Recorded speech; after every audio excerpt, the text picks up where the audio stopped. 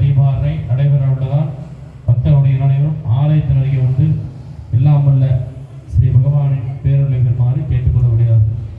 ஓம் ஸ்ரீ குருப்யோ நமஹ. ஹரி ஓம். நமஸ்காரம் பண்ணிக்கோங்க. கோயிலுக்கு வரோம். கோயிலுக்கு வந்தோன்னா முதல்ல கோயில் ஆலய வழிபாடு எப்படின்னு தெரிஞ்சுக்கணும். முதல்ல வந்தோன்னா அந்த படிக்கட்டுன்னு ஒன்று இருக்கும். அந்த படிக்கட்டை தொட்டு நமஸ்காரம் பண்ணிக்கணும். படிக்கட்டு தொட்டு நமஸ்காரம் பண்ணி வந்த பிறகு ஒரு மூலவர் முன்னாடி ஒரு வாகனம் இருக்கும். மூஷிகமோ பிரதோஷத்தை சிவபெருமானுக்கு நந்திகேஸ்வரரோ பெருமாளுக்கு கருடாழ்வாரோ என்று சொல்லக்கூடிய ஒவ்வொரு சுவாமிக்கும் ஒவ்வொரு வாகனம்ன்றது இருக்கும். அந்த வாகனத்தை அடுத்தது நமஸ்காரம் பண்ணணும். ஏன்னா அவங்க தான் அங்கே பாதுகாப்பாளர்னு இருக்கும். நமஸ்காரம் பண்ணிட்டு அதுதான் மூலஸ்தானத்தை யார் மூலவராக இருக்காரோ அது மூலவரை நமஸ்காரம் பண்ணிட்டு அதுக்கப்புறமா பரிவார தெய்வங்கள், இந்த தெய்வங்கள் எல்லாம் ஒவ்வொருத்தரும் நமஸ்காரம் பண்ணிட்டு சுவாமிக்கு பலிபீடத்துக்கு அந்த சைடு தான் விழுந்து நமஸ்காரம் பண்ணணும். அந்த பலிபீடம் ஏன் வச்சிருக்கோம் அப்படின்னு பார்த்தீங்கன்னா, பலிபீடத்தில் திக்பாலர் எல்லா சுவாமிக்கும் ஒவ்வொரு இருக்கும். இப்போ மூஷிகம் வாகனம் தெரியும், தட்சிணாமூர்த்தி கடவுள் எல்லாருக்கும் ஒரு கடவுள். ஆனால் அந்த பலிபீடம்ன்றது இன்னி வரைக்கும் கோவில்களில் சில பேர் அதை கவனிக்கவே மாட்டோம்.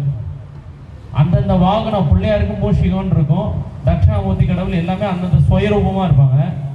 ஆனால் நம்ம மனுஷா எல்லாருக்குமே படைச்ச ஒரே ஒரு விக்கிரகம் பார்த்தீங்கன்னா அந்த பலிபீடம் தான். நம்மளுக்காக வேண்டியதான் அந்த பலிபீடமே படிச்சிருக்கு. அந்த பலிபீடத்தில் என்ன பண்ணுவாங்க, டெய்லி நெய்வேத்தியம் பண்ணி சாதம் பருக்கன்றதை வைப்பாங்க. ஏன்னா அந்த பலிபீடத்தை இந்த சாதம் நெய்வேத்தியம் பண்ணி பலின்ற அகங்காரத்தை நம்ம உடைச்சிடணும். உள்ள என்ட்ரி ஆகும்போதே நம்ம பெரிய ஆளுங்க, நம்ம இவ்வளோ சொத்து வச்சுருக்கோங்க, நாங்கள் இங்கே பேக்ரவுண்டுங்க, அதெல்லாம் விட்டுடணும். நம்ம வந்து பக்தா உள்ளே வந்திருக்கோம், நம்மளால முடிஞ்ச எவ்வளோ செய்க அந்த பகவானுக்கு செய்கிறோம். இந்த கலியுகத்தில் இந்த நாளில் இந்த க்ஷணத்தில் இங்கே பிறக்க வச்சிருக்காரு பகவான். ஏதோ ஒரு கைங்கரியை ஏதோ ஒரு க்ஷணத்துக்காக உங்களை வந்து இந்த ஒரு ஆலயத்தை பக்கத்துலேயோ அந்த ஆலயத்தில் சுற்றி உள்ள பகுதியிலையும் நம்ம பிறக்க வச்சிருக்காரு. ஏன் அது வேற எங்கேயோ கூட பிறகு வேற நாட்டிலேயோ வேற உலகத்துல கூட ஜனிக்க வச்சிருக்கலாம், அப்படி கிடையாது. இந்த க்ஷணத்துல இந்த ஜனிக்கையில் படிக்க வச்ச பூர்வ ஜென்ம கர்மாக்கள்னால. ஆனால் இந்த பலிபீடம்ன்றது அந்த ஒழுங்கு நமஸ்காரம் பண்றப்ப நம்ம அகங்காரத்தை உடைச்சிடணும். நம்ம வெறும் பக்தர் தான் சுவாமி அப்படின்னு அகங்காரத்தை உடைச்சிட்டு உட்கார்ந்து ஒரு 10 நிமிஷம் தியானம் பண்ணணும். மனசார ஒரு 5 மினிட்ஸ். ரொம்ப ஒர்க்குக்கு வேலைக்கு போறோம்னா கூட கோயில் வந்துட்டோம்னா வந்து ஒரு 5 நிமிஷம் உட்கார்ந்துட்டு போகணும். ஏன் சுவாமி சொல்றாங்க, கோவிலுக்கு வந்தா உட்கார்ந்துட்டு போகணும் சுவாமி அப்படின்னு சொல்றாங்க. சரி பார்த்தீங்களா, அந்த உட்காரல 5 நிமிஷம் பிரார்த்தனை பண்ணணும்.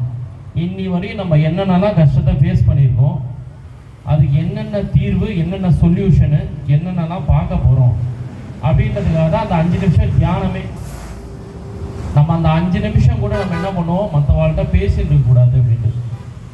ஏன் சுவாமி பூஜை நேரத்தில் பேசக்கூடாதா, நாங்களாம் மீட் பண்ணுறதே அந்த பூஜை நேரத்தில் தான் அப்படின்னு சொல்லலாம். எத்தனை பேருக்கு சத்யநாராயண பூஜைன்னு ஒரு சத்யநாராயண பூஜை இருக்குது. அதில் 4வது அத்தியாயம்னு ஒரு அத்தியாயம் இருக்குது.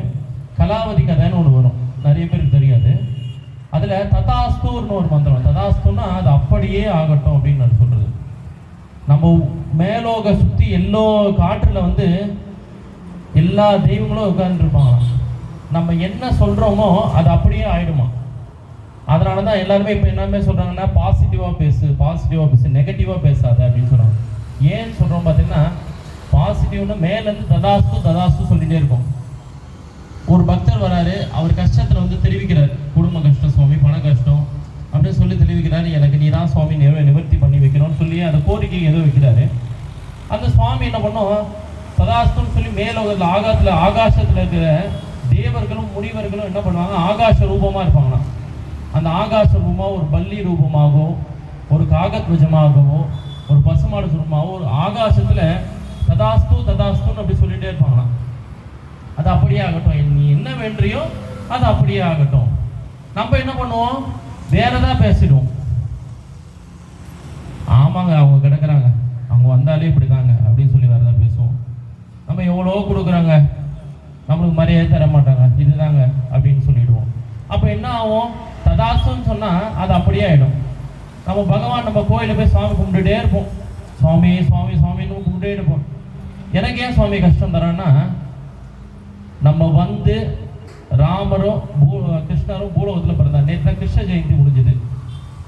கலியுகத்தில் ராமரும் கிருஷ்ணரும் அவதாரம் பண்ணாரு. ராமருக்கு ஏற்பட்ட கஷ்டம் எல்லாருக்கும் தெரியும், எவ்வளோ கஷ்டத்தை அவங்க வச்சாருட்டு. பகவான் தானே ஒரு நிமிஷத்துல மாத்திருக்கலாம், ஆனா கிடையாது.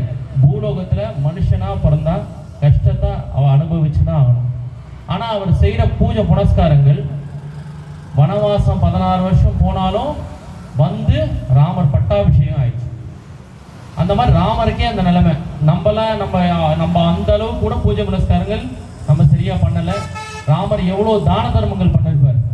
தசரத மகாராஜ சக்கரவர்த்திக்கு ஒரே பையன், எவ்வளவு தான தர்மங்கள், நம்ம அந்த ஒரு தானம் கூட நம்ம பண்ண முடியல. அப்படி அந்த அக்கௌண்ட்ல நம்ம மைனஸாவே இருக்கும்போது நம்ம எவ்வளவுதான் நம்ம சுவாமி கும்பிட்டாலும் அந்த அக்கௌண்ட்ல பிளஸ்ஸே ஆகாது. அதனால எவ்வளவு தூரம் முடியுமோ அவ்வளவு தூரம் பூஜை புனஸ்காரங்களை நிவர்த்தி பண்ணிக்கணும். கோயிலுக்கு நம்ம வந்தோம்னா நம்ம முடிஞ்ச வரையும் சாந்த சுரூபமா, நம்ம அத்தியாவசியமா இம்பார்ட்டண்டா பேசினா ஒரு சைலண்டா பேசிக்கணும். ஏன்னா பக்கத்துல இருக்கிறவனுக்கு 1000 பிரச்சனை இருக்கும். நம்ம நினைப்போம் அவங்க நல்லா சூப்பரா இருக்கிறாங்க, நல்லா வசதியா இருக்கிறாங்க, நல்ல கார்கள்லாம் பங்களாலாம் வச்சுட்டு இருக்காங்க. அவன் கஷ்டம் அவனுக்கு தான் தெரியும். அதனால பக்கத்துல இருக்கிறவங்க 1000 கஷ்டம். ஆனா நம்ம வந்து நம்ம கஷ்டத்தை